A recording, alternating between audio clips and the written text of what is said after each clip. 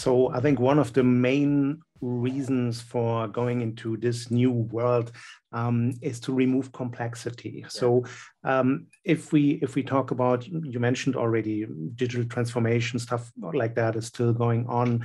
And that means that for many organizations, they go hybrid or they are hybrid already and want to expand on it. And that comes with a few challenges. So the folks who are supposed to maintain all of the environment, they are a bit overwhelmed because there's so many moving parts, there's new technology, and most employers don't provide enough training or time to learn new technology. So it's very complicated. And what we do is basically we want to provide like a one-stop shop. So one system that removes the complexity and provides values from whatever. If a machine is somewhere in a public cloud or private cloud or somewhere on-prem, it's important for the user that the metrics are the same, so they get a better understanding of what actually is happening over there.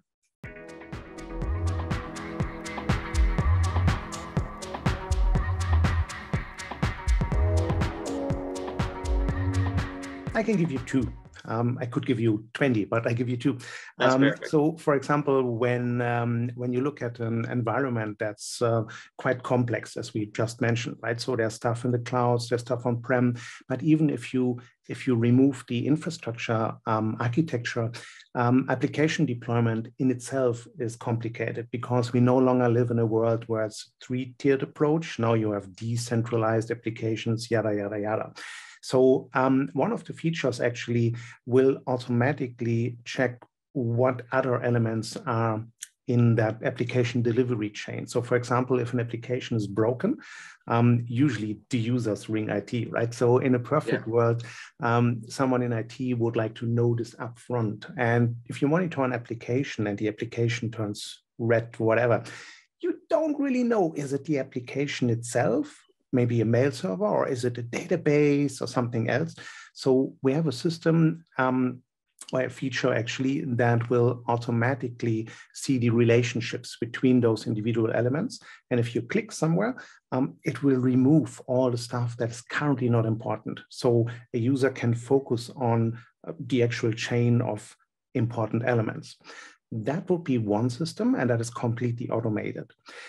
But sometimes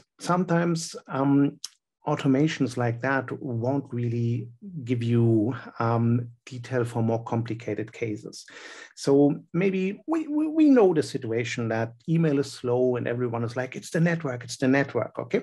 But an experienced network administrator knows when it is the network and when not. But those folks need to prove it. They can't just go there and say, it's not my problem, okay? They need to prove it. So we have another feature in that platform that allows folks to build their own correlations. So they can use any metric versus another metric, whatever it is, wherever it comes from, and just compare those data blocks, which helps to prove a point. That is another really, really nice feature of the platform.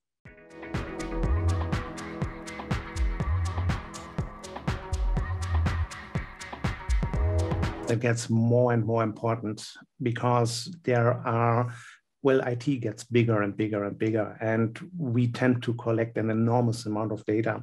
And the question is, what do we do with all the data that we previously collect? Okay, so there's a difference between data collection and data management. Okay, and data management is basically when you start to do things with your data.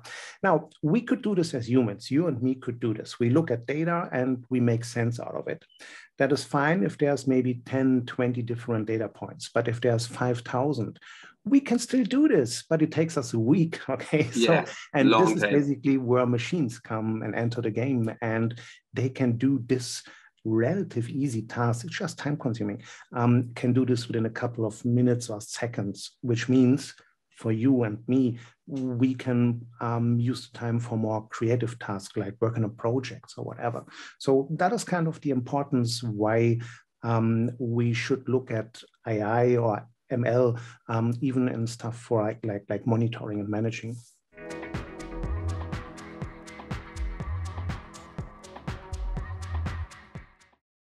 we basically created this platform based on the experience which we collected with our previous platform. Okay, so it's not something completely new.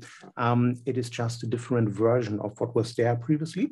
And we just streamlined it, removed a few things which are not so important, and focused on stuff that is really solving use cases. So it's a quite lean solution, if I say so, yeah.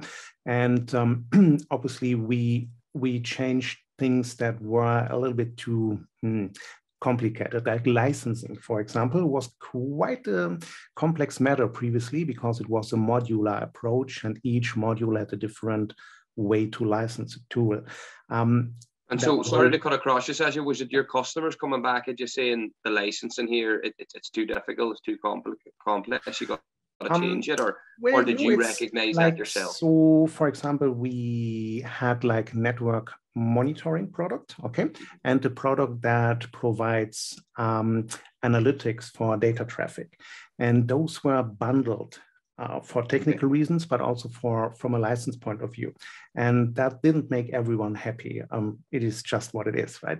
So, and this and a couple of other things made us to change licensing to a completely different way. So it doesn't matter anymore how many metrics we collect, how many data is coming from there or there. We license the product by nodes, basically. So super easy, easier to calculate. And it is also based on a subscription level. So really, really low entrance price, which is very good for organizations because they can just get their feet wet and try a little bit instead of spending thousands of dollars. And they instantly see the benefit of such a solution. They can start small and see how it works. You said the total cost of ownership. We also have a different measure, time to value. So how long do you use a solution before you see the actual value? And obviously you try to keep this as low as possible. So it is important that a solution works within a couple of hours and doesn't require days or weeks for customization. No one has time for that, okay? No. So it needs to be something that works in an instance and provides the benefit within a couple of minutes or maybe hours, and should allow an easy entrance. We all need to ask for budget for projects. And if we ask for like, I don't know, $20,000, it's like, but if we ask for, well, let's give it a month, let's say $200, yes, go ahead.